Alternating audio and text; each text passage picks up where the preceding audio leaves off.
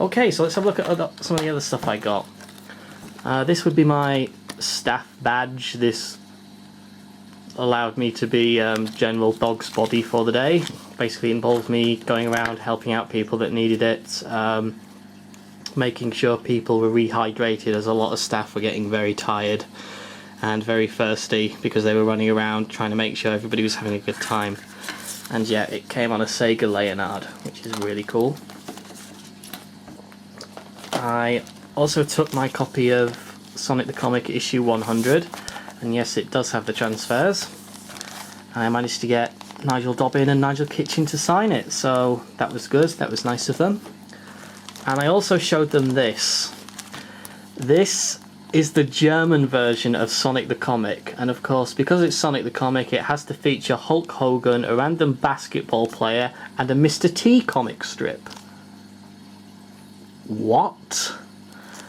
Nigel Kitchen couldn't stop laughing at this when he picked it up and read through it, and Nigel Dobbin said, "Have you made that?" And I said, "No, it's the real thing." One day I intend to do a little video on the German version of Sonic the Comics, because they are so strange and so bizarre. But anyway, they were those. The other thing I got was I managed to get some things signed by Jun Seon. I got Lost and Found, the Shadow song track CD. Yeah, I wanted to get Julian Kay to sign it, but I actually missed their signing, which was quite bad. And before you say, why didn't you just go backstage and use your staff privileges, again, staff were not allowed into Julian Kay's room unless you were of a certain rank or were more or less Sega of America, because Sega of America were backstage a lot, as were a couple of Sega Europe reps. So yeah, Jun Seon signed that, and he also signed my Sonic Colors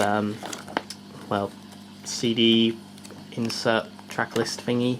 Jun Seon was awesome. He really stepped over and beyond the Call of Duty for these, for everybody. I mean, he went out and went and spoke and took some photos with the guys that didn't have tickets, for one thing, and he was in the staff room, well, the staff area a lot, the general staff area. He wasn't in his VIP area quite as much as Naka and Iizuka were. And he was signing absolutely everything. If you put your sandwiches on a table and he was near it, he'd get a pen and sign it. He would sign absolutely anything you wanted to. He was awesome. So, again, big thank you to him. And yes, he also signed my copy of Sonic Colors. Again, I really wanted to get Iizuka's autograph on this, but I was that busy on the day, I couldn't get it. I was on stage doing Nevermind the Buzz Bombers when the signing was going on, so I missed the official signing. So there was no way I could get Iizuka's autograph, unfortunately. However, if you look very carefully here, I got someone else's autograph. That is the signature of Mike Pollock. Yes, the voice of Eggman. He was actually at Summer of Sonic. He came as a guest. He didn't tell anybody. He just wanted to enjoy the day as a guest walking around. And he was fantastic. A lot of people went up to him who recognised him, and he did impressions for them. He signed stuff. He was brilliant. And he got that many requests that his pen was actually running out by the time I found him at the end of the day. But again, he was awesome, and he was a very welcome guest, and he was walking around talking to people. He went outside at one point, was talking to people. He was so cool. Again, a very welcome guest indeed. Okay, and now for the big gem. This is my copy of Sonic the Hedgehog. It's the first Sega Mega Drive game I owned, it's the first Sonic game I owned, and it's the first Mega Drive game I played. As you can imagine, when I'm up on stage doing Nevermind the Buzz Bombers and I see the long line of people, my heart is slowly sinking. At one point I thought, I'm not going to get Yuji Naka's autograph. And then all of a sudden I'm sat backstage after Buzz Bombers, the signing's over, the Q&A's are over, and I'm having a drink because I'm so thirsty and so tired. And then all of a sudden, into the staff room walks Yuji Naka.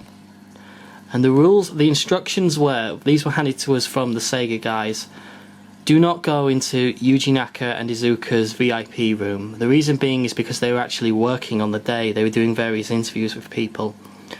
Do not go up there, they will send somebody down to you if they need anything.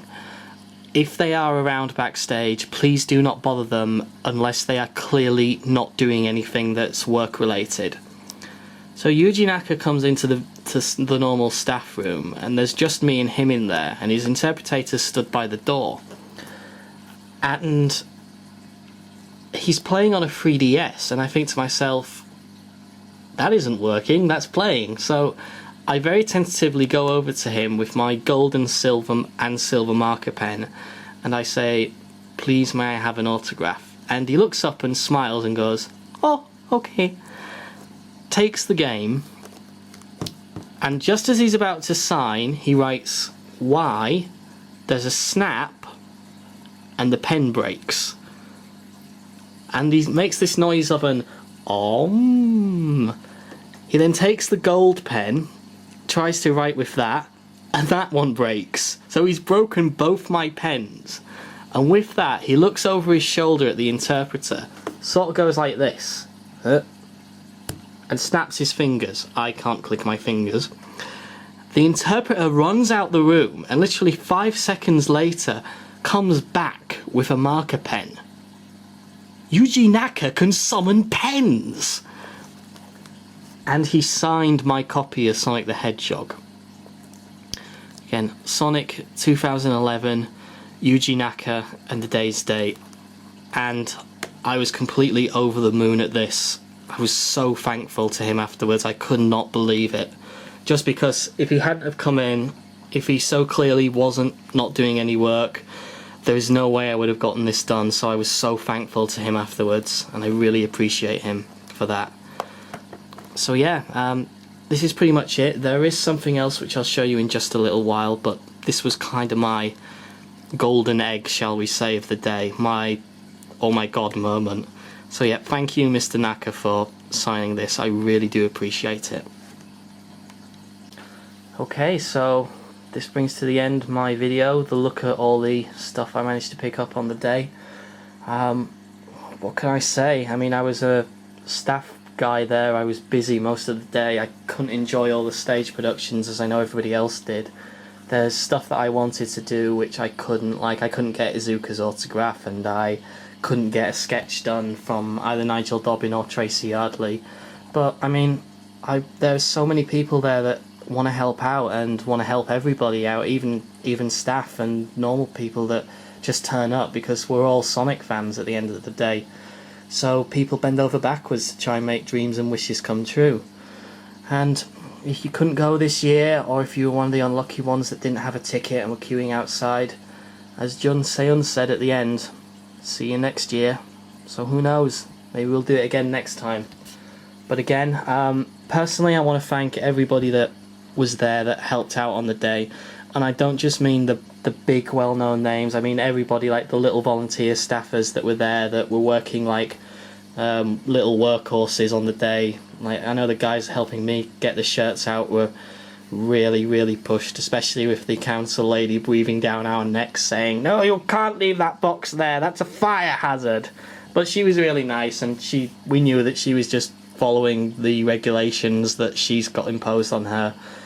So yeah, also big thanks to Sven, Dreadnoughts, Jocelyn for organising it, and a huge thanks to Kevin Eva AAUK for all his hard work that he's done, and he definitely retires from SOS on one huge high.